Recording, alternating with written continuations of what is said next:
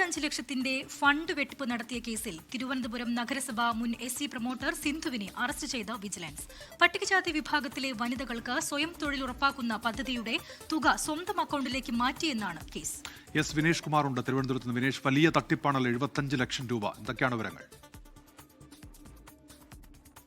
വലിയ തട്ടിപ്പ് തന്നെയാണ്. കാരണം ഒരു SC പ്രൊമോട്ടറാണ് 75 ലക്ഷം രൂപയുടെ ഒരു തട്ടിപ്പ് നടത്തിയിരിക്കുന്നത്. കാരണം ഇവര് തിരുവനന്തപുരം നഗരസഭയിലെ മുൻ SC പ്രൊമോട്ടറായിരുന്നു സിന്ധു.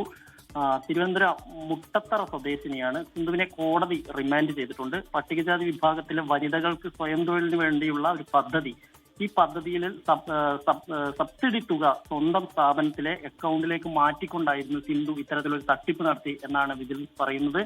എന്തായാലും കഴിഞ്ഞ കുറെ കാലങ്ങളായി ഇവരെ മറ്റേതെങ്കിലും രീതിയിലുള്ള തട്ടിപ്പ് നടത്തിയിട്ടുണ്ടോ എന്നത് ഉൾപ്പെടെയുള്ള കാര്യങ്ങൾ വിജിലൻസ് അന്വേഷിക്കുന്നുണ്ട്. പരാതിയുടെ അടിസ്ഥാനത്തിലാണ് സിന്ധുവിനെതിരെ ഇത്തരത്തിൽ അന്വേഷണം ആരംഭിച്ചത്. വിജിലൻസ് അന്വേഷണം ആരംഭിക്കുകയും തുടർന്നാണ് 75 ലക്ഷം രൂപയുടെ തട്ടിപ്പ് കണ്ടെത്തുകയും ചെയ്തിട്ടുള്ളത്.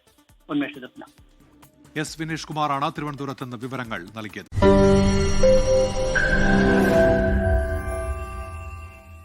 ലോകത്തെവിടെയായാലും ഏത് സമയത്തും 24 വാർത്തകളും ഓഗ്മെന്റഡ് റിയാലിറ്റി പാക്കേജുകളും എക്സ്പ്ലെയിനറുകളും വിശദമായി കാണാൻ ഞങ്ങളുടെ YouTube ചാനൽ നിങ്ങൾക്ക് സബ്സ്ക്രൈബ് ചെയ്യാം.